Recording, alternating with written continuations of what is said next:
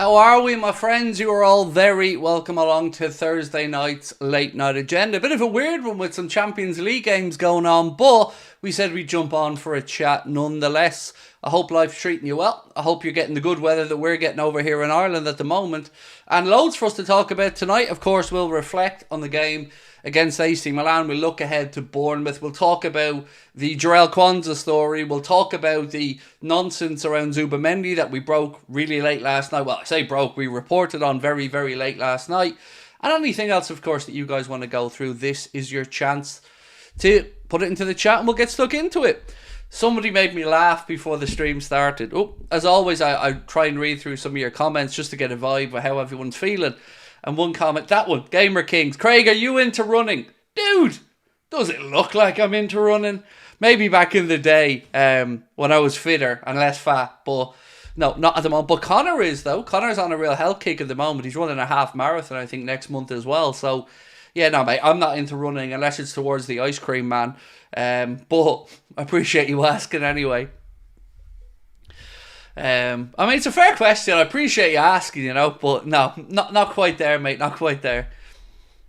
So, yeah, loads for us to get through. Like, we'll kick off talking about whatever you want to talk about. Let me just actually kick off at one thing. According to the Echo, anyway, it was this day in 2020 that Liverpool signed Diogo Jota for £41 million from Wolverhampton Wanderers. And I think it's fair to say it's been a successful spell for Diogo at the football club. But I certainly couldn't imagine Liverpool without Diogo Jota in the squad. So 4 years, 150 appearances and 57 goals later, Diogo Jota is still Liverpool's number 20. Insert the song right there.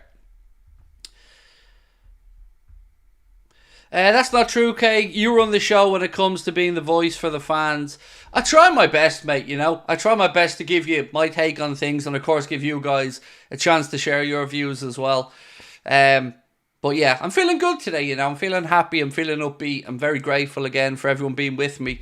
So yeah, look, what do you want me to start off with tonight? We can go straight into the Jarell Quansah story that kind of surprised me. We can talk about the Indy Kayla Zubimendi story. And on the Indy Kayla one, actually, so there was a report last night. Indy Kayla came out on his X account and said Zubimendi has, you know, changed his mind. He wants to come to Liverpool, yada, yada, yada. Then there was a report that came out from Estadio Deportivo, and a kind of similar thing. It said, according to reports in Spain, Zubimendi wants to sign for Liverpool in January. But if you actually go in and read the article actually credits England. So it said, according to story in England. So I wonder, does it all just relate back to Indy Kayla's tweet last night? Because I've not found anyone who's able to shine any light on it or give us any indication that circumstances have changed. In fact, I believe Dave O.C. Kopp had somebody on with him and said that at MIK who has been quite reliable on Sociedad stuff over the summer, said Martin Zubimendi does not regret his decision to stay at Real Sociedad and will play the whole season for the club next summer. We'll see what happens. People saying to me in the comments as well last night, Craig, don't make this another Bellingham, mate. Don't do it. Again, I'm going to say, I'm not trying to say to you that this story happened. I can only report on these things. With Bellingham, yes, I had my information and, you know, I was pretty steadfast in it and then didn't work out and I took my lumps for that one. But on this one, it isn't me that's at all trying to say that Zubimendi's changed his mind. But Mr. KFC did put that tweet out last night, and when it's getting picked up in Spain, we thought we'd have a conversation about it. So I don't think there's anything new to it. Certainly anybody I've spoken to hasn't been able to clarify that he has changed his mind. But you know what did surprise me? You know what, as always, I read through as many comment sections on as many different podcast platforms, websites and articles as I can. And there's a lot of people who don't want Zubimendi. And I can understand it, because when initially Martin Zubimendi decided to stay at Real Sociedad, I was a bit bitter about it. I'll be honest about it, I was a bit bitter about it, and I said, stay there, feck him. But I would honestly take him in a heartbeat if he changed his mind. And I wonder, is this hubris from Liverpool fans? I mean, if it came to it, I wonder, would he change his mind? Do you know what? I'm going to ask you guys, if he changed his mind, would you take him? Because most of the comments that I'd seen, and again, it's just a small sample size, were saying no. He had his chance, he blew it. I can understand that, but, you know, I guess maybe as I get older, I mellow out a little bit on some of these things. So let me just get this poll up for you to ask.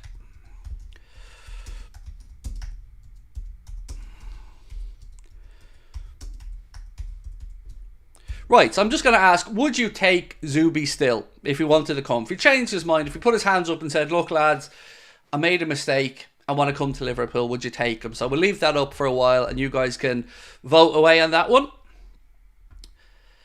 I think we can rightly feel bitter, Craig, what a player said now. I get it. Look, Owen, I was bitter. As I said, mate, I was really bitter about it, to be honest with you. But the more I've thought about it and the more I understand that it's not just any club to him, it is his hometown club, a club that he'd been at since he was 12 years of age. So when I take that into account, and of course the man's family as well has to come into the conversation, I kind of understood the decision a little bit more. I would, of course, still feel like if he has objectives to have a great career, he's probably going to have to step away from Sociedad. So I'm not trying to judge anybody on whatsoever. I can understand why people would be a bit annoyed about it, but I've chilled on it, I guess, is all I can say to you, mate, as time has gone on, personally. White Hammer, how are we? Craig, how reliable is Dunk from Cop Talk? I know of the channel, but I've never had any interactions with the man, so I haven't got a clue, bro. It wouldn't be fair of me to say he is or is not reliable, because I know absolutely nothing about him. So, yeah, I'm not going to belittle another fella's sources or whatever, so maybe just share with us what he said, but honestly, mate, I couldn't say. He could be in Liverpool's training ground, and I wouldn't be able to tell you if he knows or doesn't know that, because I don't know the gentleman in question. Stevie Boy, how are we? Always lovely to see you in from Australia, my friend. What do we think of the bright red hoodie, by the way? I'm trying to mix it up a little bit, keep the Adidas vibe going. Craig, do you believe Liverpool will do business in January? I don't want to rehash this word again, but if the opportunity or an opportunistic deal comes up, perhaps. It's a difficult market, isn't it, January? Because if you're looking to buy in January, often it's because your season's falling apart. If a club's willing to sell in January, you're probably going to have to pay a premium. So, would I do it? Yeah, of course. Like, if an option comes up, I think we'll address it. But I don't know if the options that we want are going to come up. So, I don't think it's fair for me to give a definitive answer, because we're a long way away from January. You know, we may have an injury or two addition by then. Season position might become a bit clearer. So I'm kind of on the fence about it. I hope we do, but I can't say for certain whether we will or won't. It is a difficult market, though. You know, before we've got Virgil van Dijk in, after we messed up in the summer with the whole Southampton-Blackpool thing, we revisited that and got it done. I think it was just at the end of December, if my memory is correct, when that image of him holding up the jersey in front of the Christmas tree broke. So hopefully. I mean, maybe if it's somebody like Zubimendi who are revisiting, perhaps. Right, what else have we got? Asantino, thank you, bro, for your super chat. Hello, everyone. I think it would benefit us to get him. I do think Darwin will leave soon. So on Darwin, I've been thinking quite a bit, actually, over the last few days about possibilities if Darwin doesn't do it this season and the club do look to move him on. My preference, of course, is for Darwin to turn it round. That's what we all want. But I have to say, I'm kind of leading it if we couldn't, and I know Arsenal tried to sign this guy, but Benjamin Sesko would surely be the one you'd look at there if you were looking for a centre forward. Gyökeres obviously another option, but Sesko looks the real deal. White Hammer, how are you? He reckons Zubimendi's agent was in Liverpool this week. Could be. Again, I can't say White Hammer true or untrue. I really don't know, and I haven't seen what this gentleman had to say. So yeah, do say hello to him if you're in his chat, by the way. For me, I mean, I always like to reach out and touch base with as many Liverpool content creators as I can. I've never had I don't know, he could be part of the group of people that hate me for all I know. I don't know. But either way, just drop a little hello for us next time you're in. Rusbet, thank you for your super chat, my friend. Very kind. I was expecting a really quiet stream tonight. We're over 1,000 already, so thank you for that. I'm worried about teams who play low blocks and park the bus. We seem to struggle with them, Forest, Everton, Palace and Luton last year. We definitely do struggle against them, and I hope that we can turn it round and Arneslot can figure it out, because it has been a problem for ours under different managers and different seasons, and it is a difficult thing to do, but I do hope we can figure it out. I don't think you're on your own worrying about a low block though. Wow, I mean, I seen so I seen a red super chat, right, and I thought, oh, Brian or Barry's in, and then I looked, I was like, Zach? Huh? Zach, my man, you don't ever owe me anything, bro, but thank you so much. He said, I owe you for hitting 275k. I like the red hoodie. Let's get Zubimendi. I've had a hard time switching jobs at the same company. I can't imagine moving teams, countries, etc. I'd cut him some slack. Well, let me just say, mate, thank you so much. That is an incredibly generous super chat, Zach. And yeah, look, I get it as well. You know, it's never easy, particularly if you're leaving your hometown club like that. So yeah, I mean, I hope the job switch went well for you as well, mate. But thank you so much. That's so generous of you, mate. Thank you. And you didn't owe me anything, bro. Don't be silly about stuff like that. We didn't do it on that stream anyway, so you know, I don't think even, I think your offer was if we did it on that stream. But either way, mate, you're very kind. Thank you. So Martin Skirtle is the new sporting director of some side over in, where is it? Slovakia. So there you go. Thank you, Mark, for sending that on to me. And Newcastle looking to offer Anthony Gordon a new contract worth about £180,000 a week to try and keep him at St James's Park as well. Thank you, Mark, for sending on that one. Right, let me get this super chat up. TAA66, how are we? Said, Craig, I'm going to Anfield in February. The game is on my birthday. Liverpool versus Wolves. I hope my dream may come true. I really want to meet Trent. So, there are certainly some things that I can advise you on if you'd like to try and bump into or meet some of the players, mate. And I'm sure people in the chat as well can tell you where to hang around at what time after the game and stuff like that. But that's awesome. I'm so happy for you to get over for that game. Myself and Connor are going over in January for the Lille game in the Champions League, and I'm so excited about finally getting back over. Right, let me get back into my notes because I want to get into this Jarell Quansah story, which I'm sure a lot of people are clicking on tonight's stream a little bit concerned about. So let me just get the news up for you here. It was a bit of a mad one, this, but it came last night. And actually, shout out to Inter Milan fans, actually, while we're talking about Inter Milan. I'm sure you've probably seen, but if you haven't, there was a video on social media of a flight coming from Milan over to Manchester. Now, obviously, it was Inter Milan fans travelling over for the Manchester City game, but there was some Liverpool fans on the flight as well who were coming back from the AC Milan game. And obviously, you're flying into Manchester as they couldn't get a flight to Liverpool. And the Inter Milan fans spotted them on the plane, start singing Liverpool, Liverpool, Liverpool, because, of course, we beat AC Milan 3-1. So, shout out to those Inter Milan fans. This piece here that comes out of Italy said that Inter Milan are plotting a move to sign Jarell Quansah from Liverpool as they feel the Englishman would be an ideal option to bolster their backline. There is no chance that Liverpool will sell Jarell Quansah. You've seen it in the summer when Newcastle were looking. As much as we would have been interested in Anthony Gordon, Liverpool had absolutely no interest in including Jarell Quansah in that deal. So, you know, with all due respect to Inter Milan, I don't think they have any chance of prizing Jarell Quansah away from Liverpool. We do, of course, look forward to seeing Jarell Quansah force his way back into the starting 11, and I feel he'll get some minutes certainly against West Ham next week, if not this weekend. And I have put my preview up for the game, so do let me know your thoughts on my predicted 11. If you haven't watched it, I went bold. I went for a 4-1 victory to Liverpool in my prediction. And I have made some changes to my starting 11. The most notable one, I guess, would be that I've included Darwin Núñez in it. So if you do have a watch of it, please let me know your thoughts.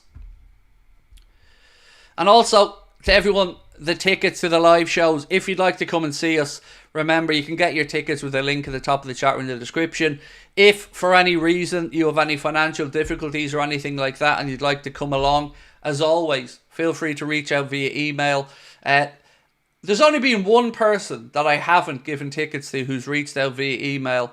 I don't want to say why, but I found out very quickly that this was somebody chancing their arm rather than somebody who was in an unfortunate financial situation. So if you want to come and see us, and finances are a reason for it, we want to make it happen for you. So make sure you email us, contact@AnfieldAgenda.com. And there is always, we always have a little kitty of money there to make sure that we can buy tickets and give them to people who might not be able to come for financial reasons. So if that sounds like you, of course, everything will be kept private and confidential. But we do want to make sure that nobody misses on any of our shows or any of our content or anything because of financial reasons. We're lucky enough to be in a position that we can help out in that regard. So if it is you, please do. Right, losing at Anfield was embarrassing, but we did have a weak bench and no signings, said Sean. It wasn't great, mate. It wasn't, losing 1-0 to Forest certainly isn't something that I think we'll be overly happy about, but I'm just glad we reacted, We went over, and it would have been easy for us to feel a bit sorry for ourselves going 1-0 down at the San Siro after that Christian Pulisic goal, but it was really impressive to see that we didn't. We regrouped and then we wrestled the game away from AC Milan and were deserving winners. Probably could have scored even more than the 3 we did. So Sammy Mockbell, just a little bit more on this Newcastle story about Anthony Gordon. He said Newcastle will offer Anthony Gordon a deal close to £9 million a year. If he doesn't extend this deal, Newcastle may consider selling him next summer. So let's see how this one all pans out. Craig, if Zubimendi is the man for the job, then definitely we should go in for him, said I if I must. I agree, look, if he's changed his mind, and I don't know that he has, but if he has, yeah, I have no issues about it. We all make decisions in life that maybe we backtrack on. I've certainly made enough of them, so I'm not here to judge anybody else. I just want Liverpool to be the strongest we can be, and if he ever does change his mind, or even next summer, perhaps maybe we can sign him then. I don't know. Cornelius said, I love you, Craig. Thank you, mate. I love all of you guys. Honestly, it is a second family to me, and I mean that sincerely. I could not imagine my life without Anfield Agenda and you guys in it. So that is right back at you, mate. Don't want Zubimendi. Ederson is better all around. Well, you know my thoughts on Ederson, mate. I'm a big fan of Ederson from Atalanta, and I would have loved us to have signed him in the summer. We didn't, and of course they've lost Coop Miners to Juventus, so I think they certainly won't be looking to sell him until next summer at the earliest, I would imagine. But he's a very, very good player.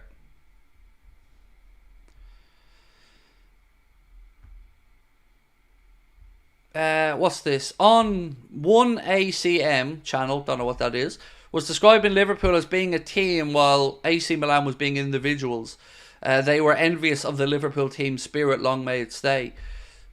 Good. Yeah, look, we do have a good bunch. We know that. We know that, the club are doing things like putting that coffee bar in at the AXA training centre and all these other little things to try and get the guys to mingle, get to know each other and build those bonds and connections at the club. So if Milan fans were looking at it enviously, that's a good sign. It shows that our boys are getting on well. The road to 300k subs is on, said Coach Bill. Please hit the like and subscribe button if you haven't already.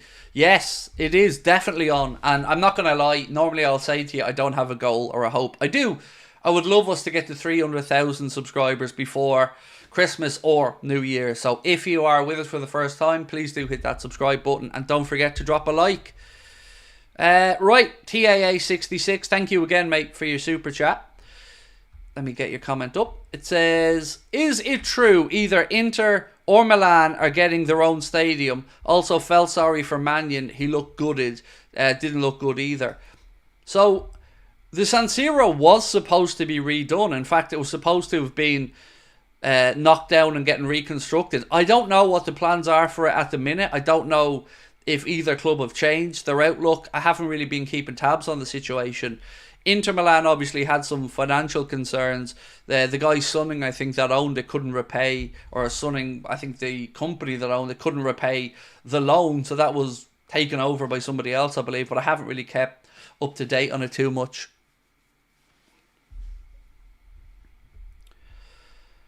Oh, Atalanta missed a penalty against Arsenal. There you go. So penalty missed in that one.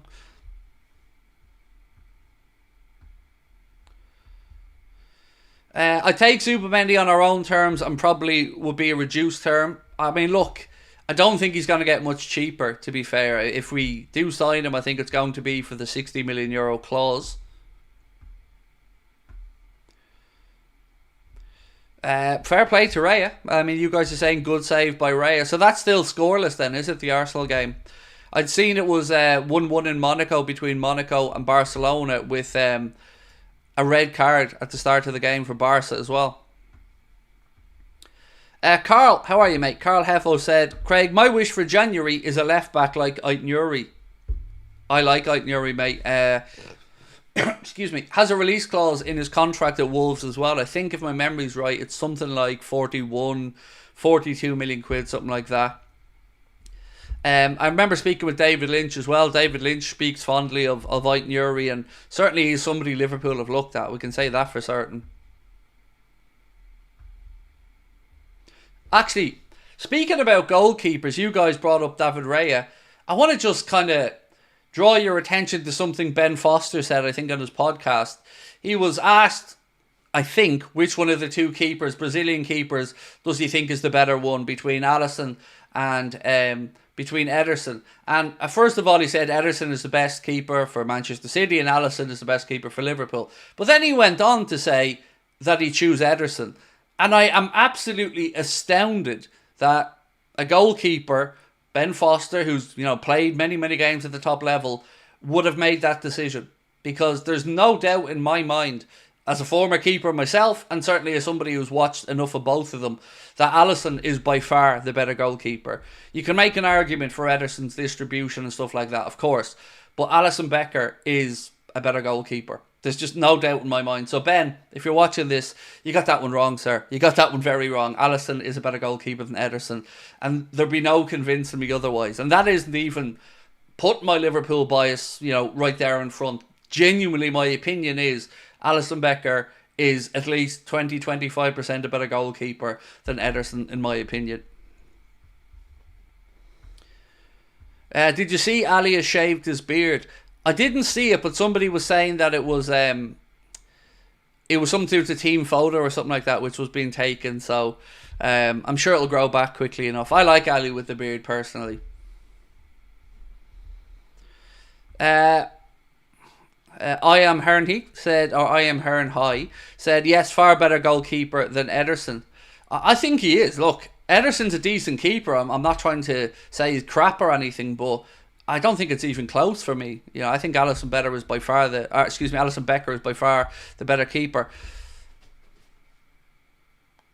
What was the word I invented yesterday, by the way? Because I've already forgot it. Quament. Was it quament? Was that the word we came up with yesterday for quote and comment? Gilani said, Quansah linked to where? Inter Milan, mate. Inter Milan.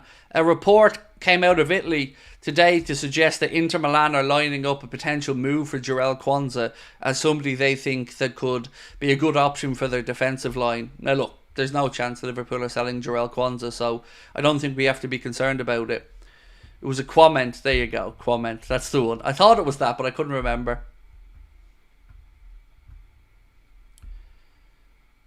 Ben said, from what I've seen from Canade, it seems like he's upped his game this season. Yes, it feels really like he got a bit of a fright at the start of the season when Quansah was starting ahead of him, and now he's got his chance. He's been top notch, absolutely top notch. So it only bodes well for us, doesn't it? You've got that battle there to see who partners Virgil van Dijk between Ibrahima Konate and Jarell Quansah. Ibu and Virg, of course, both scoring goals for us over Milan as well, which was great. Again, is it just me that feels Paul Merson has something against us this season? He doesn't seem in any way complimentary towards Liverpool at all. Always kind of seems to have a dodgy word to say about us. Even for the game against Milan, he was more criticising Milan rather than giving Liverpool any praise, particularly for the two headers from the lads.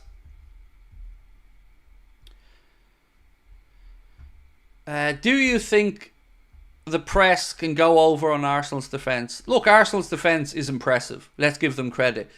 You would have to say they're probably scoring goals, maybe a little bit of a weakness for Arsenal, but they do have a good team, and Yeah, look, I'm going to be an interested observer this weekend when Arsenal play Manchester City.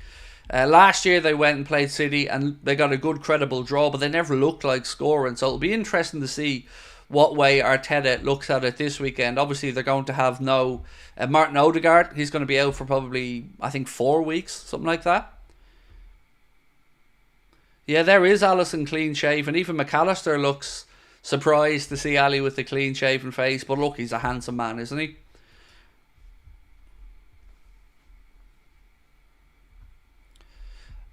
Gamer King said, "Hey Craig, is it okay if I post a clip on my YouTube about me saying, 'Are you running?' Because the last bit you're saying the ice cream van was funny." Yeah, man, work away, work away. I never have any problem with somebody taking up to a couple of minutes of a clip of ours for something like that, mate. So you work away. You'll be getting no copyright strike from me anyway. Benjamin Alfred, how are you, bro? Nice to see you win again, and thank you for your super chat. Said, my brother Craig, Jarell needs to start, in my opinion, if VVD is going. Paul Merson just wants Arsenal to win the league right now. He's bitter against all. He can shut up about Strictly as well. I mean, yeah, we get it, mate. You're on Strictly, come dancing. He doesn't shut up about it, does he?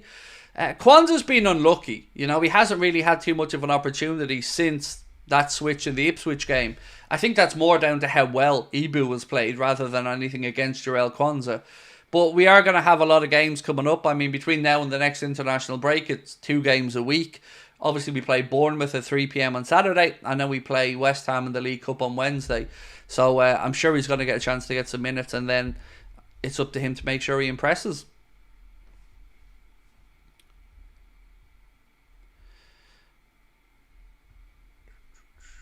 Possible poll, Craig, the most improved player this season. Yeah, we can do that in a while. Let me get this poll over with, and then throw some suggestions at me for names, and we can get that up, no problem. Curtis MC E724 said, agreed, Craig. Merson is a complete tube. Keep up the good work, brother. Thank you. Tube is I've never heard the word tube used as a slang before, but there you go. Plank, of course. But we'll take tube. Tube works as well. Thank you very much, mate, for your comment and for your super chat, of course, as well. Let's check in on this poll. So I asked you guys, would you take Zubimendi if he was still on offer for Liverpool? We'll let it get up to 1,000 votes and then we'll knock it on the head. But so far, it's pretty much a landslide of people saying they would. So keep voting away on that for another couple of minutes and then we'll revisit. Clinton Morrison backs Liverpool. Yeah, I like Clinton Morrison, actually. I like watching him. I think he's got that little sparkle in his eye, doesn't he, Clinton Morrison? And of course, he represented Ireland as well. Dylan Steele said, Quansah is definitely staying. He's one for the future. I personally wouldn't sell even if a really good offer came. I don't think there is any chance we sell, mate. I really don't. You know, I'm sure Milan and other clubs will look to Quansah because he is a good young centre-back. But, you know, he's homegrown. He's young. He's gaining experience. There's no way Liverpool are going to sell, so I don't think we need to worry about it. It was just interesting to see that was, you know, Italy coming in, you know, Inter Milan, reigning Serie A champions, looking at him. It seems Endo isn't in Arna's plans. I did mention that quite a bit over the summer, Ben, and I don't take any pleasure in saying it because we all like Endo. I like Endo. But I think some people have to realise that Endo's just been very unfortunate here. He was brought in by Jurgen, and when he came to the club, the way Jurgen wanted him to play was not a million miles away from how we played at Stuttgart, but he wanted him 10 or 15 yards further up the pitch. When Arna came in, it's different again because it's not just about playing the same role further up the pitch. It's the role being played in a different way, and I do feel it's been really unlucky for Wataru Endo because we all have a fondness for him, but I just don't see him getting many opportunities this season from Arne Slot. I just don't. I still think we need to go out there, bring in another number 6, and then have the option for Gravenberch and whomever the other number 6 is, because Gravenberch can't play every game. You know, we don't want to run the guy into the ground.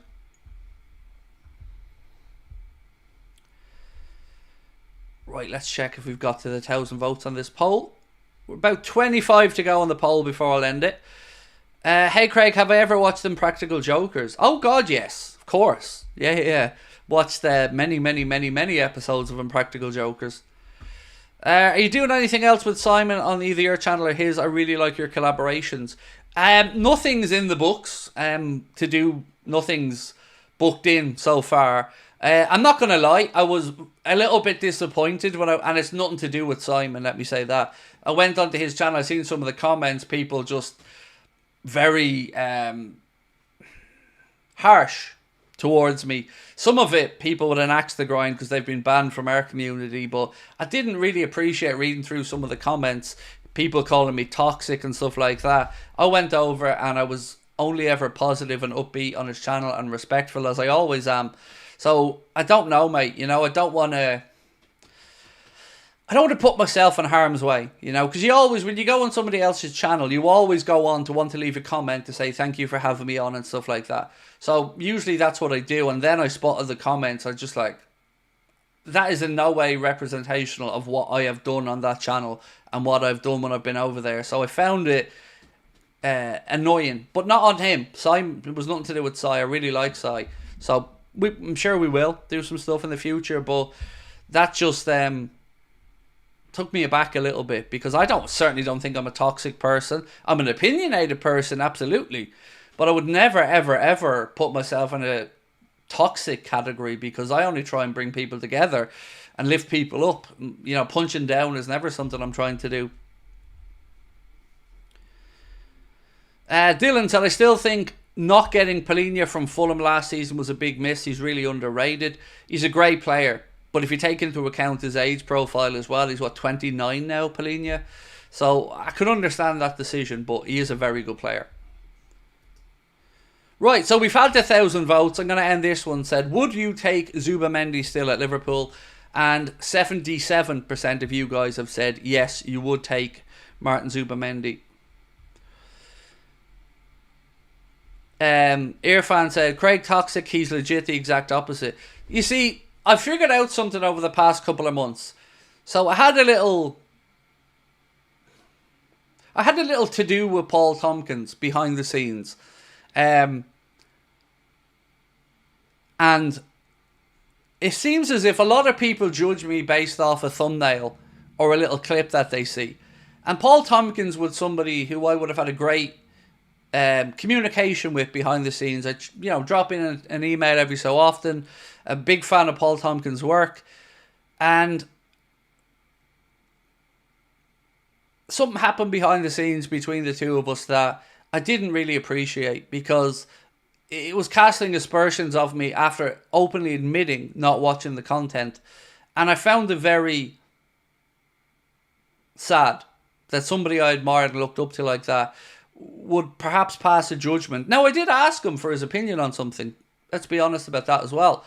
But I found it very sad because he admitted he didn't watch. So, based off the thumbnails of where's the money, John, and stuff like that, that apparently makes me toxic, according to some people. I don't get it. My job, as I see it, is to represent the fan base and call out what I see to be bullshit from the owners or anybody. And I try my best to do that. Some people think that's toxic. I think it's just sincerity, personally, but other people were calling me a grifter in the comments as well, and I was thinking, grifter? How am I grifting? All our content is free. I don't lie to anybody. I don't try and sell shit to anybody. But, you know, these are the type of reasons why I stick to my own lane and do what we do on here, because I'm fed up trying to justify my existence to people that just don't like me. Which club is Jarell linked to? It was Inter Milan, mate. Inter Milan. Again, the report came out of Italy. I'll read it out to you exactly as it was written here.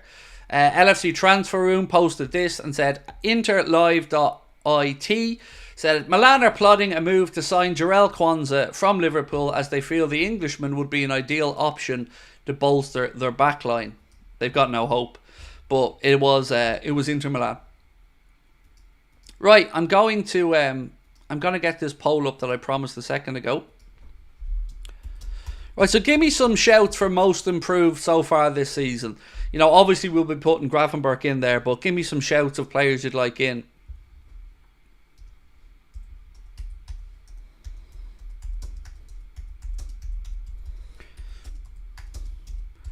Right, I'm just going through some options here.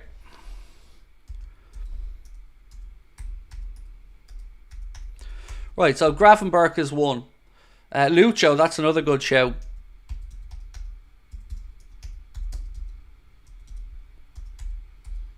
Right, so Lucho, Luis Diaz. I don't think we can put in trainee only. He's only here, you know, a short period of time and still developing, and we haven't really seen too much of him. Let's go. I think Gakpo deserves a shout.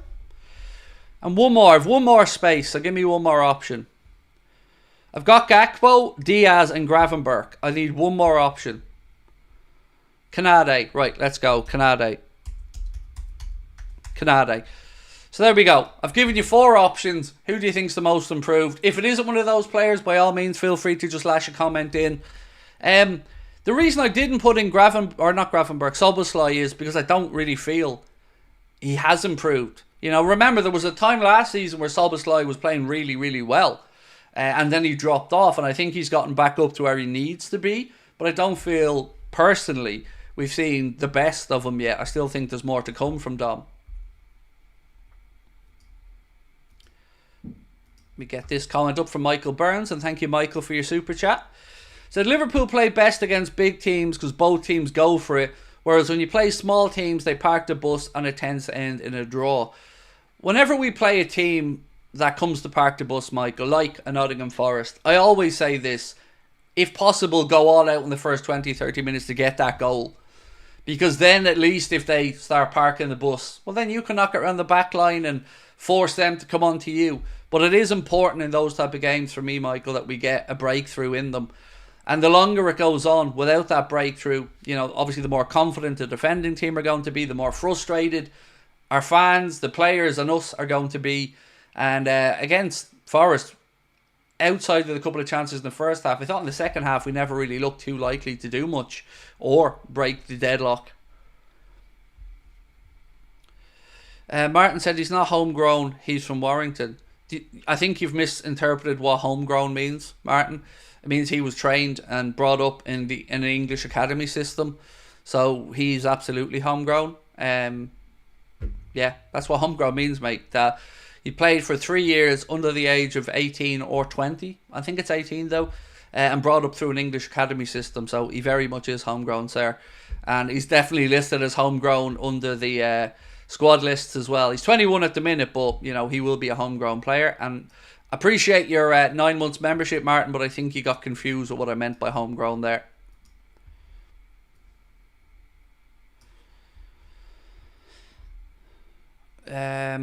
Somebody, you already asked me about Impractical Jokers, mate, and I told you I'd watched it before. It's a good show.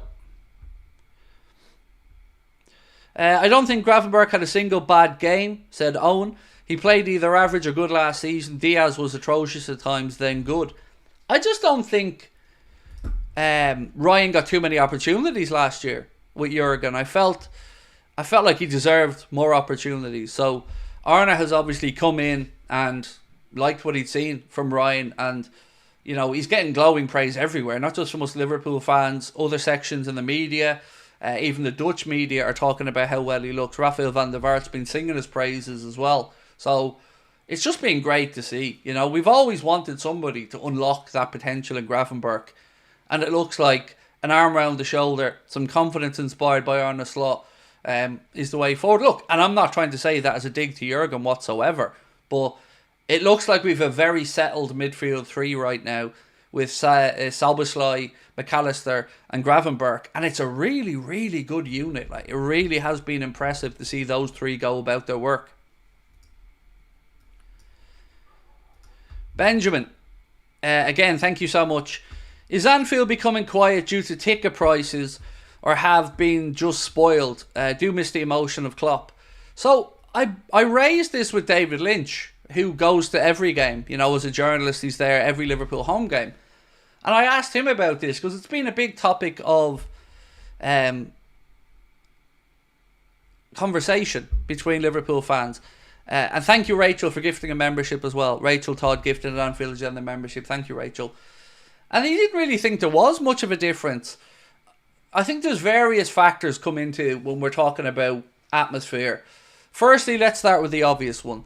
You're not going to be up the same way to play Nottingham Forest at 3 p.m. on a Saturday than you would be to play Real Madrid in the Champions League under the lights. So, got to take that into consideration first and foremost.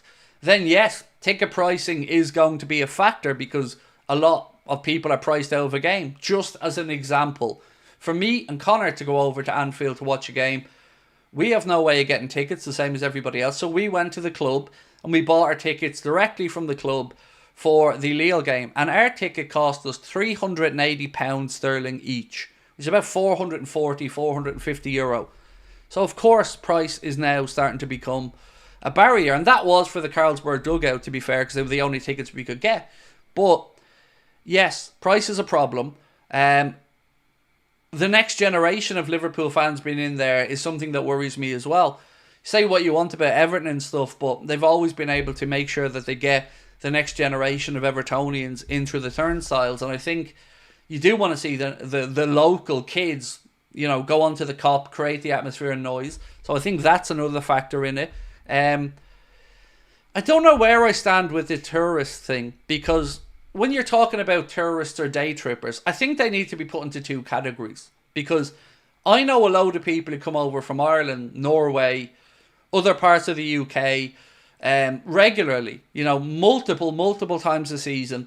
And they're certainly not going to be the ones that are there taking selfies, ignoring the game. But there are, of course, people who are there for an experience, you know. And I went to Anfield, I've been to the Kop kind of thing, that probably don't really have a hardcore interest in what's happening on the pitch. And I guess that comes with success, doesn't it? You know, you attract these type of people, and as you have LeBron James and all these other star-studded people who were involved at the club or attached to the club, you're going to attract these type of fans as well. So I guess it's the balancing act between the commercial and corporate side of it and making sure that the hardcore fans can keep going to games. All of that, along with the opposition, the time of the game, what's at stake as well, I think, in a game is important, you know. I don't think there's any one thing for the fact. I think I would like to see a couple of things. I've often spoken about an unreserved area, whether it be on the Kop or elsewhere, that maybe you can get a group of people who can congregate together. Because it's very difficult to get a group of 8 or 10 or 12 people anywhere near each other if you're trying to go to games. So maybe if you had an unreserved section on the Kop or something, you could get people to eventually find their way to groups that they know. On top of that, again, this is just an idea, shoot it down if you'd like, but you know when you buy a ticket from the club, and let's say I bought my ticket for the Lille game, it wouldn't be bad if the club sent you a link to a video with what to expect on a match day, what songs you're going to hear on the Kop, what those songs are about and what they mean, how you can contribute to the atmosphere. And on top of that, I think some banging playlists and a reason to get fans into the stadium early to build up that atmosphere would be important. I think Fulham or one of the clubs did £1 pints as an example for people who were in there early into the stadium. Something like that as a way of getting people in there earlier, building up the atmosphere, having a couple of drinks, get the playlist pumping inside the stadium and, you know, get the anticipation for the game building as well. So I think there's things that can be done on a load of different fronts to improve the atmosphere. You're never going to need it improved when you're playing United, City, Arsenal, Real Madrid. You know, those games look after themselves. Oh, Monaco beating Barca by 2-1. Wow. That's interesting. Even though, you know, Barca were down to 10 men, but still. First goal tonight for Lamine Yamal as well in the Champions League, and it was a very nice goal from him as well.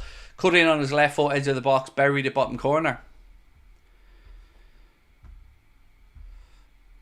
Cuadrado has come close twice. Arsenal missed a chance on goal. I remember some comments that were posted by people in our Discord group that were from Arsenal fans who were talking about, well, we'll show Liverpool how to go and beat Atalanta. A couple of things about that. Firstly, this is a very different Atalanta to the one we played. Coop Miners, as an example, isn't there. And I think they're underestimating how decent the side Atalanta are. I don't know a collection of fans who are so overly confident having won fuck all as Arsenal fans. And I don't say that to knock them, because they're a really good team and they have a lot of potential. But sometimes the way some of the supporters go on, it's like they've won 2 trebles in the last few years. Like the arrogance about league titles and Champions Leagues and stuff that they've never won a Champions League. Never. And they think they get to look down on us or anybody else. I mean, look after your own club and what you're doing, but some of that is mad arrogance. It really is just lunacy. And as I said, they have a lot to look forward to because they have a good team, a good manager and a good group. But, tone down the arrogance a little bit. You haven't won FA Cup in 6 years? Something like that? Arsenal fans are catching the United flu, said Coach Bill. Even at that, like, silly stuff that we've heard for the last couple of years as well, like, Saka's better than Salah. No, he isn't. He might very well go on to have a career as good as Salah, but he's nowhere near as good as him. Let's be honest about that.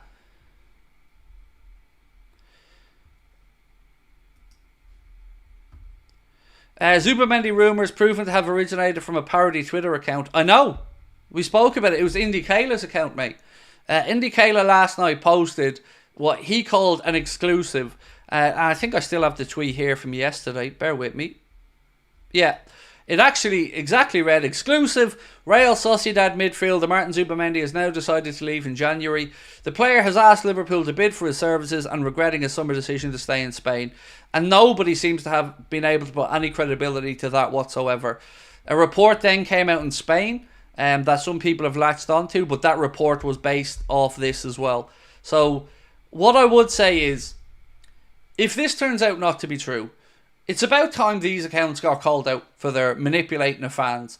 If you know that to be the case, and if you really have an exclusive and a story there, you need more than that to back it up, other than just swear, lads, this is true. And also, when you're dealing with an account like that, and I don't know who runs that account, you're dealing with a faceless account. There's nobody to take ownership of the failures of the posts or anything like that. And that's why I always struggle to put any credence to these type of things. Say what you want about fan channels or other accounts. At least we're here. Anything Liverpool, those type of boys. People who run those accounts. You know who they are. So they have to stand over what they say. And they all run some really good accounts. But these accounts worry me because who are they? We've got no clue who runs these accounts.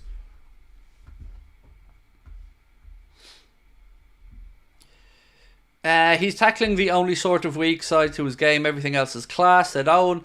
George Sefton is a legend, but I do think more needs to be done at times to lift a crowd, like a DJ at a nightclub getting blood pumping before certain games. Yes, I agree. Football has moved on a bit. And George Sefton, of course, is a legend. My goodness. The nights that man is seen and spoken about at Anfield. You can't speak highly enough of George, but definitely you would like to see everybody pumped up before the games. What else have we got in the chat? The way Gravenberch controls the space when he's on the ball is satisfying to watch. Nobody can wrestle him off the ball. That's great DM quality. It was interesting actually to see that he'd lost quite a few battles against AC Milan, but the eye test for me, and I think most of you guys as well, was incredible. Who's George Sefton? Google it. George Sefton's an icon of Liverpool Football Club. He's the stadium announcer and has been there for a very, very, very long time and is somebody idolised and loved by all Liverpool fans, mate. Ben Barrett said, only player I wouldn't be too sad to see leave would be Costas. I've two that I would sell. Costas and Curtis Jones. Both of those are players that I would sell from Liverpool because I don't think either of them are ever going to be starting 11 material. And also I think, if I'm being honest, I don't think they're ever going to enforce themselves and become starters at Liverpool. I just don't. Jones is too up and down with form, and of course he's had to manage some injuries and stuff. And I don't take any joy in saying it, but I'm just giving you my honest view. I don't think Curtis Jones and Kostas Tsimikas are good enough. I think we can improve there. And that should be the question for me when you're looking at these things is, can you improve on what you have? And I think we could probably pick out 4 to 5 names of the Liverpool squad that we, as Liverpool fans, feel that we can improve upon.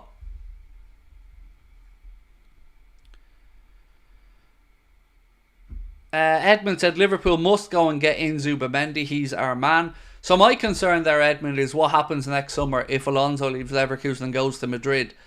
If he wants to bring Zubimendi to Madrid, then I think, bye-bye our chances of getting him. So, yeah, and look, there's a lot to still happen there, We don't know what Alonso's going to do, but it is thought that he's probably going to end up at Real Madrid. Starry Nova said, Costas we should sell. Jones okay to keep because he's making peanuts. But if a good deal comes in, sell. I mean, that's fair enough as well. And Curtis Jones still has some developing left in him. Let me say that. Costas, you're talking about a lad who I think's about 26, something like that. 26, 27 maybe. Curtis Jones, certainly he hasn't reached his peak yet. So you could make a valid argument that there's still improvements to come from Curtis Jones. Do Madrid need Zubimendi though? No, they don't, Owen. You just wonder with Alonso and of course Sociedad and that link and his own time there and Zubimendi idolising Alonso, you just wonder if he did make a move for him, would that be something that he could turn down? And I would say probably not. But you are right. I mean, the Madrid midfield is top notch, and they are looking as well. Like, they want to sign Trent, but they also want to sign Rodri from Manchester City. He's another name that Real Madrid have been linked with a move for next summer. Anthony said, players that are robust are immediate improvements on injury-prone players like Jones. Again, I think that's fair. And look, nobody takes any pleasure in talking about a player like Curtis Jones having injuries and stuff, but you do have to have an honest conversation about these things as well. And match rhythm and, continuity are important. I said not 30 minutes ago that it looks like we already have a settled midfield three between Gravenberch, Szoboszlai and McAllister that is top notch. Like, they are a really, really good three. So I want some quality in and around them. And obviously Elliott is unlucky. He's out with a fractured foot. With Turo, as we've covered many times, unfortunately just doesn't seem to be the right style of player for Arna in this position. And Jones, too inconsistent for me. Owen said, yeah, fair point. I like we've got more of a chance for Zubimendi than Madrid. Like you've said, Madrid would go for Rodri. Oh, definitely. And I think Rodri would take that move as well. On Manchester City, this report came out from Sami Mokbel of I think it's the Daily Mail he writes for, said representatives of Manchester City's players have begun exploring their options amid the looming threat of enforced relegation. So it's going to be one of the side effects of the charges around Manchester City, of course, is going to be what happens if they're relegated, or what happens if they're banned from European competition, or what happens if they get multiple points deductions over multiple seasons. Are players like Rodri, Erling Haaland, Foden, are they going to want to stay there knowing that they might not be playing Champions League football for a few years, or that they may be playing in a lower division? I wouldn't if I was in their shoe. Maybe Foden is a homegrown fella, but certainly, I think Erling Haaland's loyalty to Manchester City is only really there from the financial standpoint, the fact his father played. I don't think he sees his whole career being at Manchester City, so I don't think he'd have a problem moving away. But it will, of course, be interesting to see what happens. The fact that this report is saying that the agents of these guys are already looking around to see what might happen, I think that speaks volumes in itself.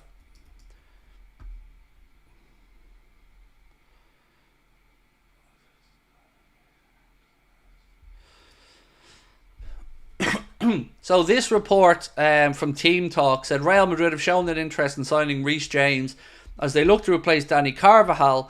However, the Chelsea captain will need to prove his fitness. I don't think he will prove that fitness, unfortunately. I think Reece James is a hugely talented footballer, but it's been incredibly tough for him with injury. So I certainly wouldn't be looking to spend money and sign him if I was a club based off the injury record. As a player, really good, but those injuries have been pretty persistent. Charlie, how are you, mate? Said, hey Craig, just got in. Could you go over the Quansah story again, please? Absolutely, mate. No problem. Just give me 2 seconds and I'll grab the notes for you. So, the Jarell Quansah story, we seen it. It was posted on... 1 second. Why isn't this working? There we go.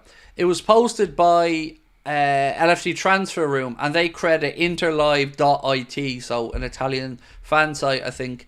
Said Milan are plotting a move to sign Jarell Quansah from Liverpool, as they feel the Englishman would be an ideal option to bolster their backline. Now, I should say Inter Milan, just to make that clear.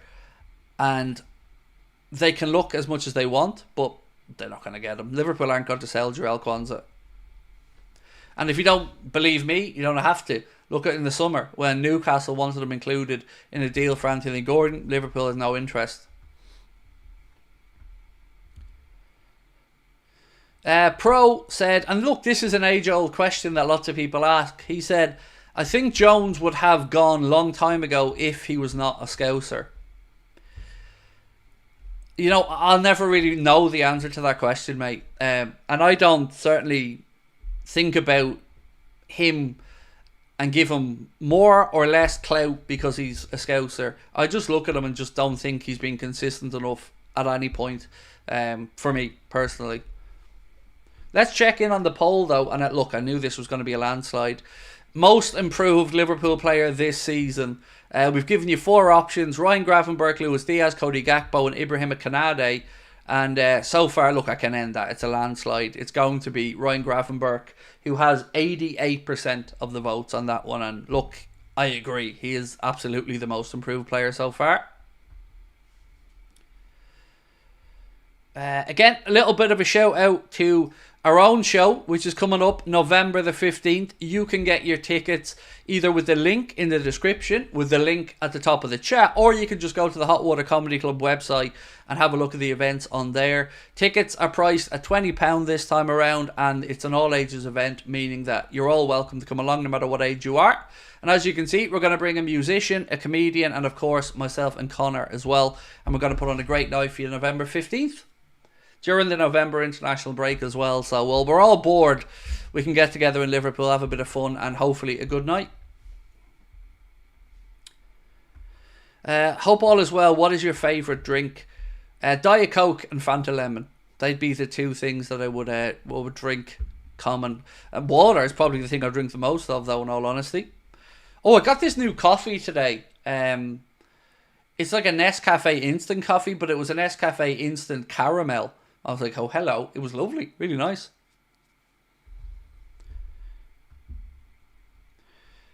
How much time do we give Darwin to come good? Said Claire. Well, Claire, I can only give you my own opinion on this one. And for me, I'm willing to give him the season.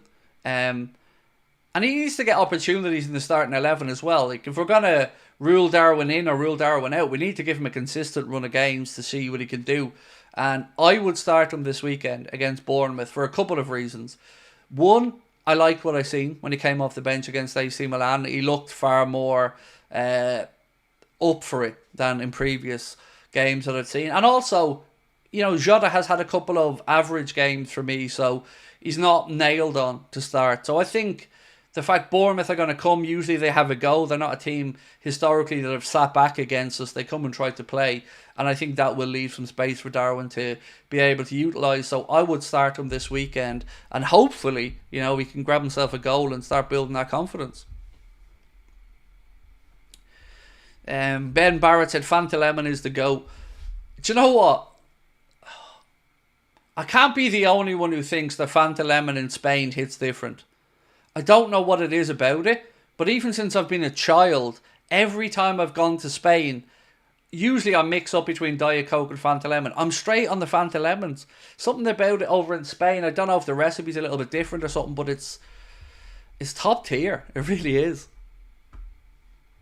Would you take Lookman from Atalanta? I don't think we need him. Obviously, he had a great campaign last year. Hat-trick, I think, if my memory is right, in the Europa League final in Dublin. But I don't think we need him. I don't. I think we should be focusing on extending Mo. And if we extend Mo and we can get Darwin to come good, I think we're sorted in attack with the options we have. You know, we've got Jayden Dance to come back as well. We've got young Lewis Kumas out on loan. On top of that, then Luis Diaz, Federico, I have to get that through my head. Federico Chiesa, Salah there, Darwin, Jota, Gakpo. I think we've got loads of options. Fanta Rock Shandy on top. Do they do a Rock Shandy? I've only ever seen Club Rock Shandy. Can't say I've ever seen or tried Fanta Rock Shandy. Now, I do love a Rock Shandy. I guess I should explain this for viewers who maybe don't know what Rock Shandy is. It's a mixture of fizzy orange and fizzy lemon together. I didn't know that they did Rock Shandy and Fanta. I'll certainly give that a bash. Morganski said, do you think a striker is becoming a priority? No, we're only a handful of games into the new campaign. I think for us to have made a decision on the striking position one way or the other is premature.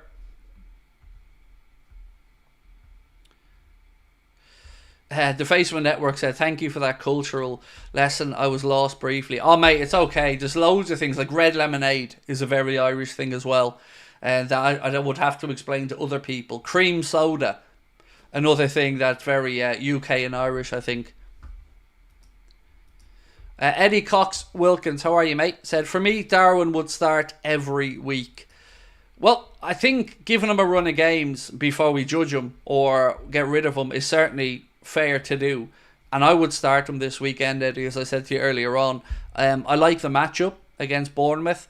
I like what I've seen against AC Milan. And I don't think Jota's been pulling up any trees lately. So I think Darwin deserves an opportunity to start. Fimble FIFA said, that's why Zubi didn't want to come, because of the Fanta. Well, we could have imported it for him, to be fair now. You know, if he was missing the old Fanta Lemon, we could have shipped it in for him.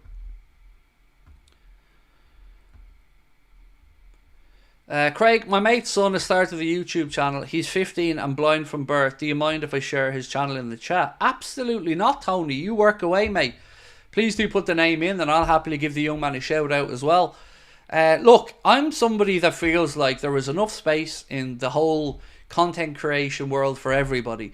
And if this young man at 15 years of age, as you said, blind from birth, fair play to him. I wish him every success with it.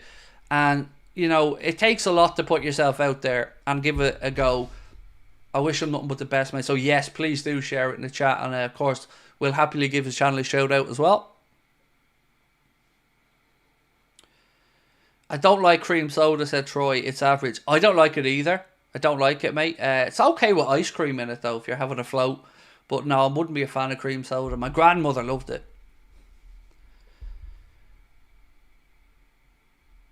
Only the Irish would know about the football special.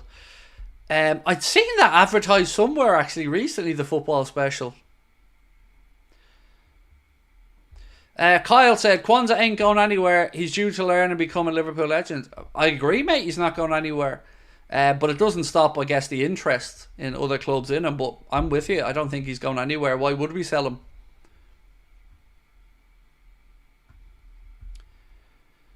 Are there any other players we're interested in, or is it just Zubimendi? So we would have looked at a whole host of players in midfield. Atalanta's Ederson is somebody who we looked at. Of course, we've looked at Boubacar Kamara as well under Jurgen from Villa. But I honestly don't know. Like, I don't know who Liverpool have on a list of 1, 2, 3 for the number 6. We know the interest in Zubimendi because we tried to sign him. Outside of that, I really don't know who else could be on that list or who else could be likely.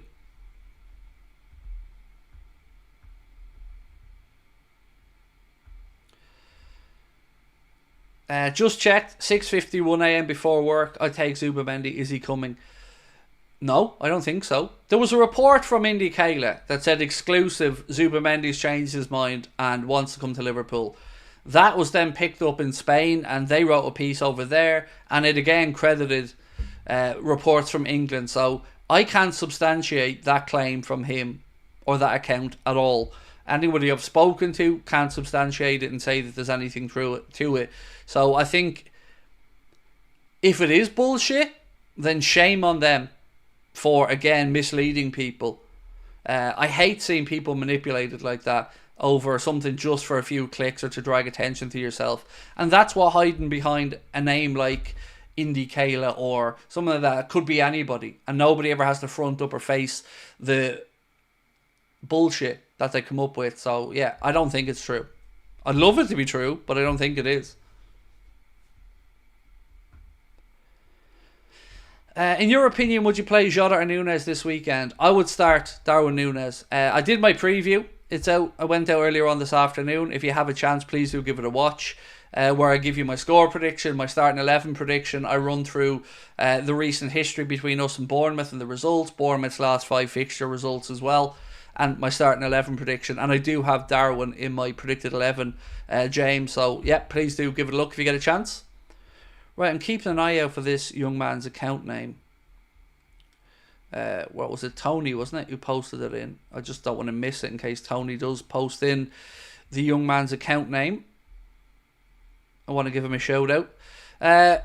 You've said that, Tony. I'm just making sure you haven't posted it in yet, mate. I'm just trying to see it in case I miss it so we can give him a shout out. So Arsenal drew 0-0, did they, with Atalanta? But they told us all they were going to go over and hammer them. It's almost like maybe they're getting a little bit ahead of themselves there, the Gooners. Charlie, how are you? Worst fizzy drink, what would be on a par with broccoli? Oh, I've got your answer. Oh, I have got your answer, mate. Any of that Le Croix nonsense would be on a par with broccoli for me. So anything Le Croix, any of that crap, there's a in the bin with it. It's awful. And I'm going to say something that's going to probably annoy a lot of Americans now, and I don't mean to, because it isn't a dig at America, but ginger ale can get in the bin as well. Ginger ale can piss off. That's horrible as well. Have I tried poutine? Oh, mate, my wife is a massive poutine fan. Chips and gravy and cheese curds, she's all over that. Even on holidays in Lanzarote, she managed to get chips, gravy and cheese. So, yeah, I know all about poutines. Do I like Gaelic? I played Gaelic football, Clare, all the way through primary, secondary school. Don't really watch all that much of it, to be honest with you, but certainly not against watching it. Do I like Marmite? Never tasted it. I'm gathering I wouldn't, because it's a vegetable spread, right? But I've never tasted Marmite, so can't say if I like or dislike. Atalanta dominated the game. Arsenal were lucky not to lose. Well, Raya saved a penalty, if I'm not mistaken, as well. So, look, maybe this will humble Arsenal a little bit. And they have a big game coming up as well this weekend against Man City. So, you know, this is a testing time. Martin Odegaard is out for them now as well for about 4 weeks. Craig, a nice fizzy drink is Dr. Pepper. I've tried Dr. Pepper. I didn't think it was too bad. It wasn't better than Diet Coke. But I'd have tried a Dr. Pepper and a Diet Dr. Pepper. They were okay. What is my favourite ice cream flavour? Pistachio. Pistachio. After pistachio, probably strawberry. Mountain Dew is nasty. I don't know if I've ever tried Mountain Dew. I know I've seen it, but I can't remember if I've ever tried it or not. Oh, another one that I can't drink anymore is Sidona. Once I became old enough to drink, and I started off drinking cider. Once I started drinking cider before moving on to beer, I could never drink Sidona again after that, because it just felt like cider without the alcohol. You're a good character, Craig. Enjoy the channel. Thanks a lot. I appreciate that, David. Thank you, my friend. David Dolan, thank you. It's always lovely to hear something positive like that, mate. Appreciate it. Oreos and milk. Oh, yes, Gear, mate. Sign me up. We're big Oreo fans in this house. And Lucas, my son, drinks milk a lot. Loves milk and loves Oreos as well. So, yes, well in. Sprite is the best fizzy. Sprite is the most meh. Sprite and 7-Up. They're just meh. I don't wonder. Who drinks lemon and lime? Like, it's the most boring of all the fizzy drinks. If I'm gonna have a fizzy drink, I want something with a bit of a kick to it, or a bit of a zing to it. I think lemon and lime drinks like 7-Up and Sprite are just boring. Craig, I'm a massive Cork City fan. I go home and away, and I've been to 26 out of 32 games. Do you have any interest in the League of Ireland? yes, I would say Shelbourne would be the club that I would look out for. When I was growing up, a lot of the time, my uncles were Shelbourne fans, and I used to go with them to watch games. My dad was more of a St. Pat's person because Paul Assam, a former St. Pat's player, was a good friend of my dad's. But yeah, I mean, it's been a while since I've been to a League of Ireland game, but good to see Cork City getting back to where they want to be, you know, after the relegation and stuff. So yes, I do have lots of time for the League of Ireland, but I don't see enough of it. I should really go as well. Friday night games. It's just my local club will be Wexford FC, and you know they're in the first division and not great. What is it with Quansah? So for everybody coming in wondering about the Jarell Quansah story, and before I move on to that, actually, a little bit of a congratulations to Mohamed Salah, who was your Standard Chartered Player of the Month for August. Very well deserved for Mo as well. Brian Grafenberg, I'm sure, would have probably pushed them close, but congratulations to Mo on being named the Standard Chartered Player of the Month for August. So the story about Jarell Quansah comes from Italy and Inter Live, and it's Milan are plotting a move to sign Jarell Quansah from Liverpool as they feel the Englishman would be an ideal option to bolster their backline. You don't have to worry about it because Liverpool aren't going to sell him. Like I mentioned earlier on, Newcastle were interested in Quansah as well when they put forward that offer for Anthony Gordon, and Liverpool were not interested in selling Quansah. Why would we? He's top notch. Right, some Champions League scores. Monaco 2, Barcelona 1. Not a great start there for Hansi Flick. They were down to 10 men early though. Atalanta 0, Arsenal 0. Atletico Madrid came from a 0-0 down. Sesko scored for Leipzig early doors. Atletico beat them by 2-1. Brest 2, Sturm Graz 1. So a great first European game and victory for Brest of Ligue 1 there. Red Star Belgrade 1, Benfica 2. And earlier on, Feyenoord were hammered at home by Leverkusen. 4 first half goals as well, as Leverkusen beat Feyenoord by 4-0. Anyone remember the top decks of yesteryear? They're back out. In fact, I have one in the fridge. Not even joking. I love a top deck. It used to be, do you remember at Christmas, you used to get those Cadbury's bars that had the Christmas tree on them in white chocolate on top of the brown chocolate or the milk chocolate. Oh mate, I love a top deck. Love them. Please note that you have viewers in Port Antonio, Jamaica. We love your show. Thank you, Happy Bubble Tea, and much love to you and everybody else over there in Jamaica, my friend. I've been lucky enough to be in Jamaica once as part of a cruise that I was on my honeymoon. And I hope to get back again. So much love to you guys for watching, and thank you so much for your support.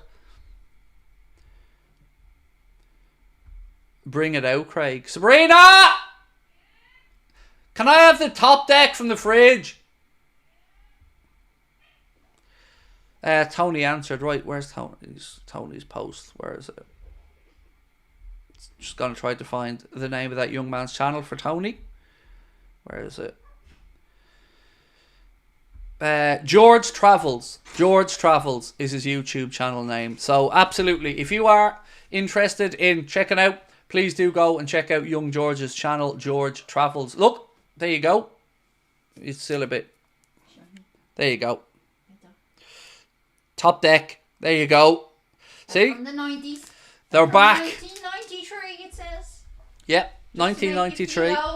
They're back. If you haven't had a top deck before, go ahead and treat yourself. They're delicious.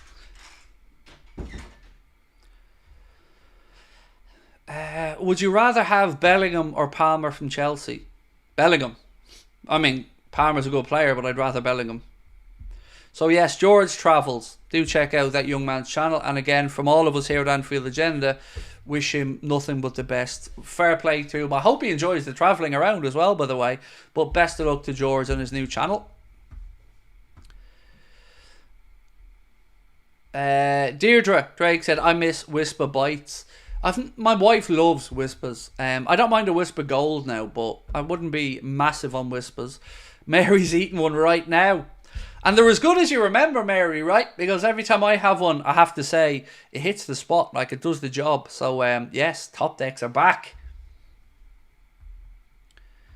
Sporty Edit said, I can't believe I started a whole conversation about fizzy drinks. Dude, if you know anything about Anfield Agenda, it's we talk football, we talk about our lives, but we're very happy to segue into a conversation about food and drinks and stuff. Absolutely. Is Bueno cheesecake still the best? Can't find a shop near me. Look, there's a million different cheesecakes that I would put up there as being top notch. I love any peanut brittle cheesecake and stuff like that as well. Tony said he uses public transport and goes on different routes, showing how visually impaired people use public transport. That's a really good idea, Tony. Nice one. Honestly, I don't know the young man and I'm already proud of him, Tony.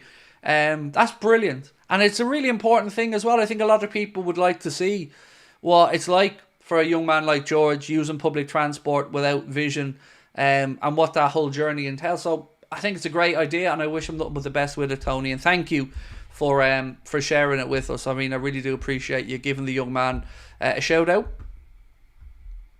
Star Bar are the boss. Oh, Star Bar, and they've got Star Bar duos out now as well.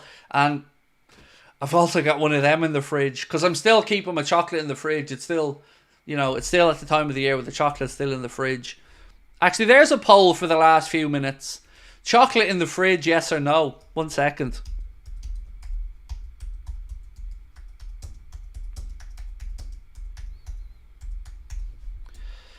So, my wife hates chocolate out of the fridge. I love chocolate in the fridge.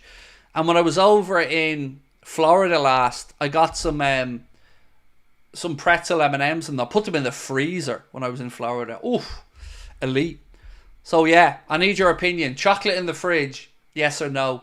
I'm very much a yes person during the summer months anyway.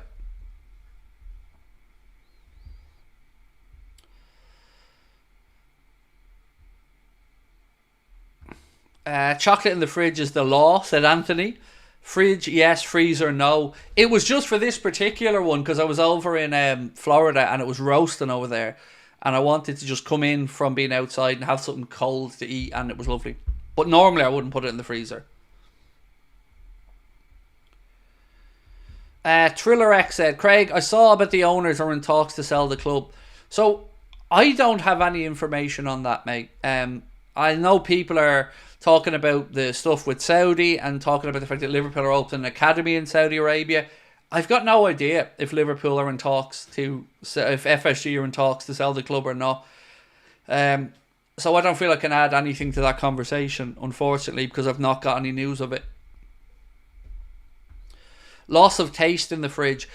Yes, there's something to that as well. It's certainly, as it's on your tongue and it warms up, it releases it. But I get where you're coming from.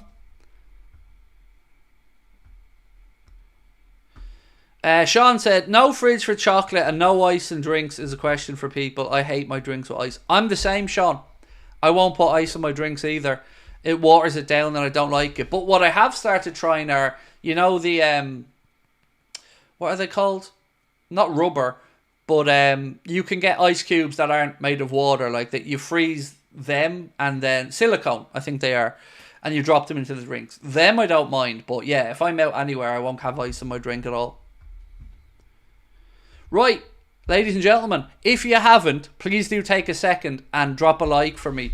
Let's try and get the likes back up towards the 1,000 as quickly as we can. And if you haven't hit that subscribe button as well, please do.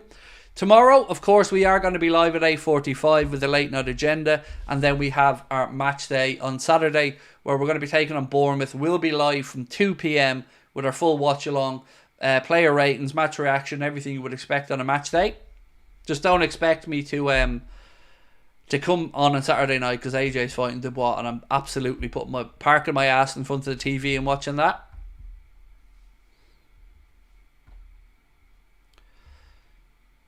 Tony said he'd be chuffed if he gets a few subscribers. Well, I hope he does, Tony, and I really do hope it goes well for him. It's a really good idea, and I wish him nothing but the best with it. So I hope that his travels are safe and well, and I hope that his channel does well for him as well. I always ask for no ice at McDonald's. It takes up 2/3 of the soda. I hate any of those soda fountain drinks. I think they're all crap. They're nowhere near the same as getting Coke in a bottle or anything like that. When you get the soda fountain drinks. I find them all very syrupy and horrible.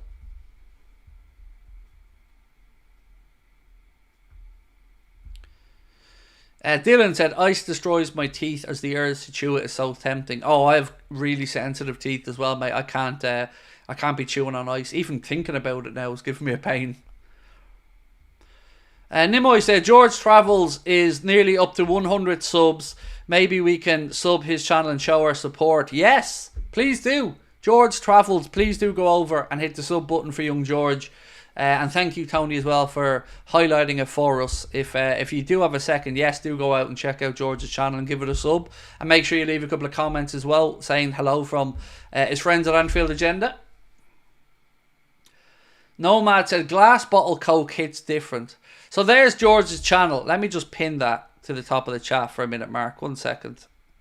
I will unpin our Anfield Agenda show thing, and I will pin up the link to George's one. 1 second.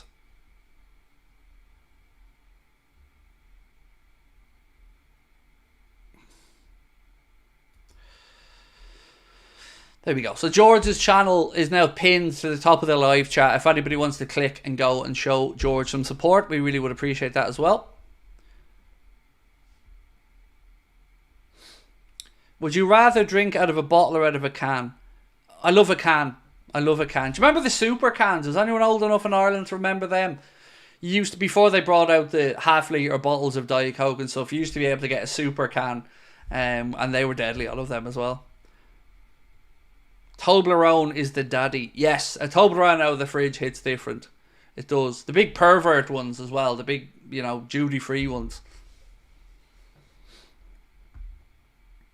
Honestly, Tony, it's our pleasure, mate. Such a brave, inspiring young man like that to put himself out there and to make some content. I wish him nothing but every bit of success.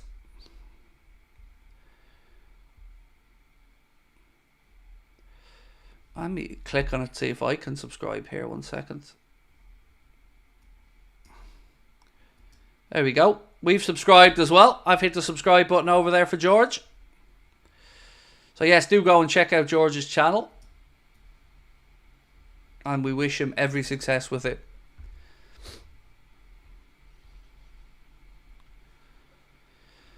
Sean said, 90s football boots, Puma Kings or Adidas World Cups. I had the Predators. I had Copa Mundials from Adidas. And I think I had a pair of Puma Kings once upon a time as well. Although my dad tried to pawn me off one year with a pair of, God, what were those crap boots called? Patrick. He tried to pawn me off with a pair of Patrick boots one year, and I was having none of that. Straight back to the Adidas.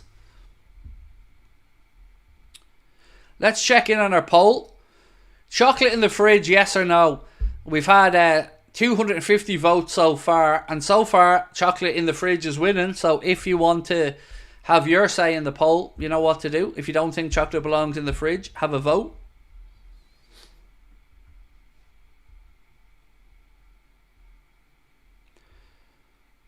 I'm old enough to remember when Mitre was the one. Yeah, Mitre made some great footballs over the years, to be fair. But yeah, I was never putting on Mitre boots now.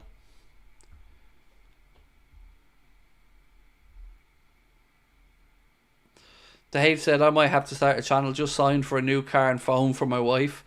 Well, fair play, Dave, fair play. I'm waiting for my accountant to get my published accounts done for the year. I have a new van down waiting at the dealership, and I need to get the account signed off so I can get the financing sorted out for it. But yeah, I've paid a deposit on a day with a new van sitting down there in the Toyota garage waiting.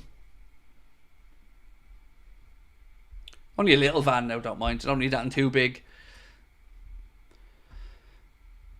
What else we got? O'Donnell's or Keogh's crisps. I've never tried O'Donnell's, so I can only comment on Keogh's, and I'm a huge fan of Keogh's. I have a bag of Keogh's cheese and onion over there, actually. I feel like I've got food planted all around this house. Sport Edit said, in my opinion, I'd rather Club Orange than Fanta. Yeah, but the comment was about Fanta Lemon. Club Orange, I agree. I'd probably prefer a can of Club Orange over Fanta Orange, but when it comes to lemon, Fanta's the daddy. Carl said mine was always Reeboks. Nice. For goalkeeper's gloves, I always had Sondico, Roosh, and then I had some Adidas ones. And then, does anybody remember the Mikasa ones in Ireland? The yellow gloves with the black dots on them? Used to wear them playing Gaelic football and stuff growing up. Who remembers them Mikasa ones? Like the really cheap gloves. Like they're like a pair of woolly gloves. They're yellow and they've got black little dots on them that was supposed to help you improve your grip. I'm sure many of you remember those.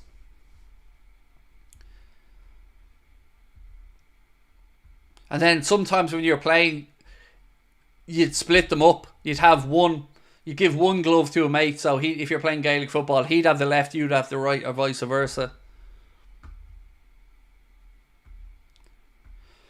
Fanta Lemon's not available in the US? Really? That's mad. That is nuts. I would have thought Fanta Lemon was available in America. I got my gloves stolen during a holiday to Greece. They were my favourite. Yeah, I mean, the very personal thing, football gloves, as a goalkeeper as well. That's shocking. I'm really surprised about that Fanta Lemon thing, actually. Right, let's run back through the news anyway. So if you are coming in with us, a couple of little stories from today. Mohamed Salah has been awarded the Standard Chartered Player of the Month for August. We don't believe that the Martin Zubimendi story is true about him changing his mind. Report from the Sociedad side seems to suggest that he's happy and he's going to see out the season. A report from Sami Mokbel said that representatives of Manchester City's players have begun exploring their options amid the looming threat of enforced relegation. What else we got? On this day in 2020, the Reds signed Diogo Jota as well. 4 years, 150 appearances and 57 goals later, Diogo Jota is very firmly established as a Liverpool player.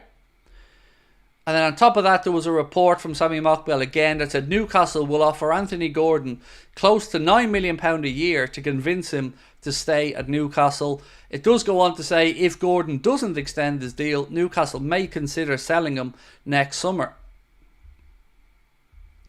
Mo Salah 11, talk to you tomorrow, my friend. Thank you for dropping in. What chance out of 10 do we sign Zubimendi in January? Robert, I couldn't even give you a number. What I can say to you is this.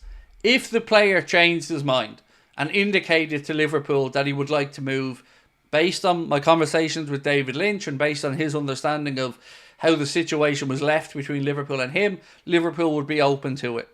That's all I could say with any confidence, mate. Nimnoy said, don't think only relegation is a fair punishment. I think there's lots of things on the table. Because remember, this is an unprecedented situation with Manchester City. They have 115 plus charges against them in what is, I guess, ultimately a fraud case. So I don't know what the outcome is going to be if all, some or none of those charges are proven. But loads of things have been talked about. Relegation, of course, has been spoken about. Expulsion from European competition would have to be done from the English side. Obviously, UEFA can't act here. But the Premier League could say that they're not putting them forward for European places. Then there's been talk of maybe a multiple points deduction over multiple years as well. So really, I don't know what to expect with it. We have to wait for the situation to play out. And even when it is resolved and we get the judgment in January, February, March time, I would fully expect that whatever the outcome is, it'll be appealed. So if City prove the charges to be untrue, I would imagine the Premier League will appeal that ruling. If City are proven to have committed some or all of the charges, then I fully expect City to appeal that. All I can say is that that appeal won't be heard by the Court of Arbitration for Sport because that isn't recognised and that is written in the Premier League rules. To the best of my understanding on this, there's a 12 judge panel that the Premier League use for these type of investigations. If Manchester City do appeal or if the Premier League appeal it, I believe that it will be a different 3 to the original 3 that are taken on the case now. So that's all I really know on it. And after that, we'll have to wait and see what happens. One more thing actually on this is legally the EFL don't have any legal responsibility to accept Manchester City. If Manchester City were relegated down through the divisions because of a points tally, then yes, the EFL have to accept them in. But I don't believe if they were expelled from the Premier League that the EFL has any legal obligation to automatically take Manchester City into the league. I'm open to being corrected on that, but I'm pretty sure I'd read that somewhere. Ben Barrett said, if City are out of the equation, who's challenging Liverpool in the Prem? Arsenal probably be the nearest ones to us, mate. You know, you got to see. I don't know what's going to happen at Chelsea in the coming years. I mean, the scattergun transfer approach could turn out to be worth it in the long run or not. It feels to me like Chelsea are preparing themselves for a potential transfer ban by all of the signings that they've made. So, you know, what way they will be in the coming years will be interesting. Spurs won't be really challenging. United have a long way to come back up as well. Villa, you know, looking really, really solid at the minute as well under Unai Emery, and their transfer business looks good. Rodgers looks incredible for Villa. Looks like he's a future England international. Yeah, they look good. He's English, right, Rodgers? Maybe I've got that wrong, but he looks really good anyway.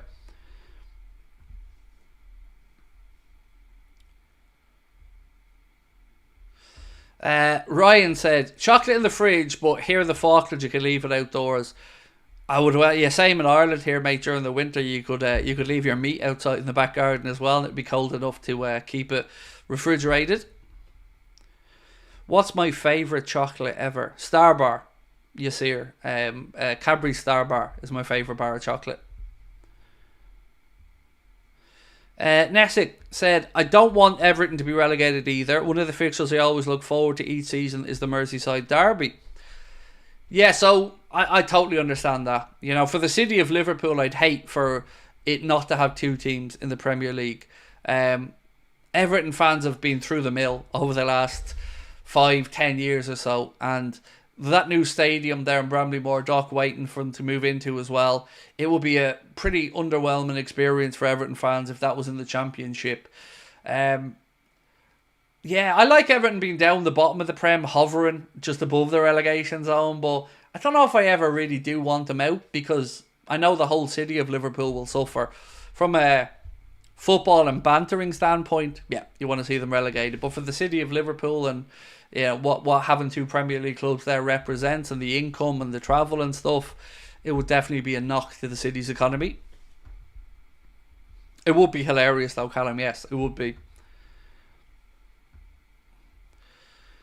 Lion Bar is still my favourite. Star Bar is my second favourite. I don't think I've ever actually bought a Lion Bar. Like, actually gone into a shop and bought one. I've had them. I've gotten them in selection boxes and things, but I don't think I've ever bought one. I don't think I've ever bought a Mars Bar either, by the way. Again, Mars Bars are one of them things that you get given, or in a selection box, or the leftover ones in a tub of celebrations, but I don't think I've ever actually handed over money for a Mars Bar. Dave said, any contract news yet about Salah, Trent and Virgil? No, nothing new at my end anyway, mate. Nothing new that I've heard of. You know, all of us are really anxious and wanting those contracts to be renewed, but I don't know of anything imminent just yet. Yorkie in the freezer with a hot cup of strong tea. Do you know what I haven't been able to get, Adrian? The honeycomb Yorkie. I haven't been able to find one of them.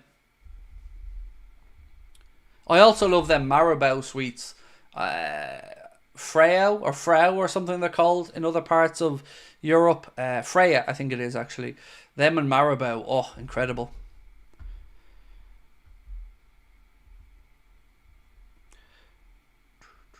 Cody Gaming and football. In the summer, in the fridge, yes. In the winter, no. I'm with you on that, mate.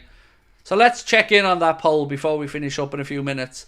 So 67% of you guys think that chocolate does indeed belong in the fridge. 33% feel it does not. I saw some idiots on Twitter saying Virgin Trent were signing new deals because they were in a full kit, like in the walk-in video. It was official team photo day, I believe, which is why they were in kits, to the best of my understanding. Freya is Norwegian, superb chocolate. Yes, it is, and I can't get it over here. That and Marabou, I think they're the same chocolate, just with different branding.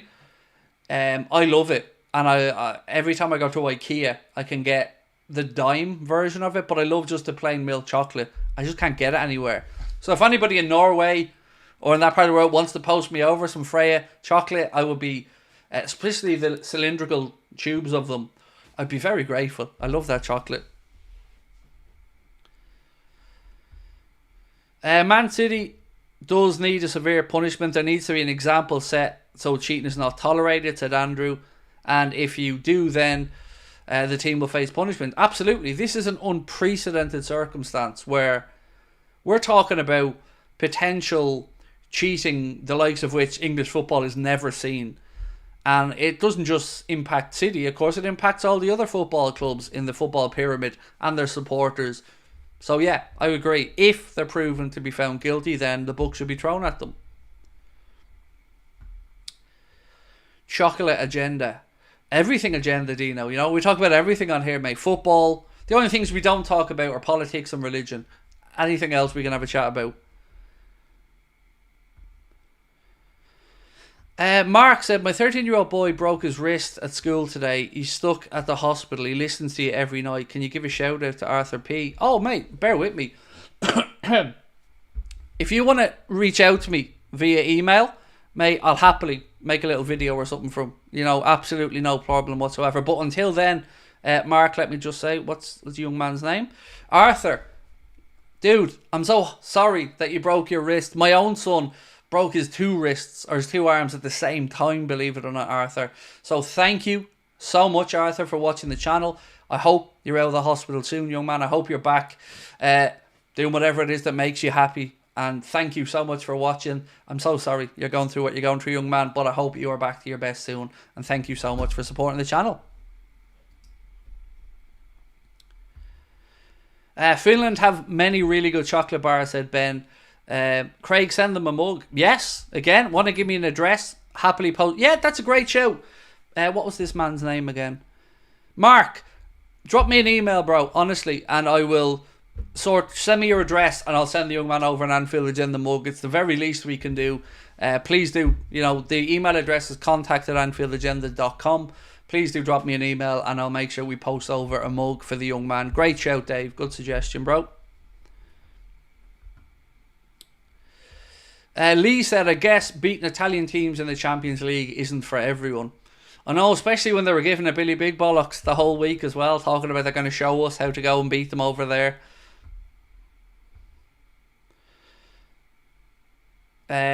Our pleasure, Mark. Honestly, our pleasure. Just drop me an email with the address and I promise you, mate, we'll get that posted over. I've got about 13 mugs over there in a bag, so happy to send one over to him. Right, look, ladies and gentlemen, I'm going to call that a night and I'm going to go and grab some dinner and spend some time with the missus. But I will be back tomorrow, same time, same place, 8:45, as we look ahead to the game coming up against Bournemouth. Just a reminder, if you want to come and see us in Liverpool, you can get your tickets in the link in the description. And please do go over as well and check out young Dave's channel earlier on as well. We're wishing him, or young George's channel, excuse me, the link of which, George Travels is the name of the channel. The link is still pinned to the top of the live chat. So, thank you all for tuning in again. I'll catch up with you tomorrow. Have a good one. Much love. Bye-bye.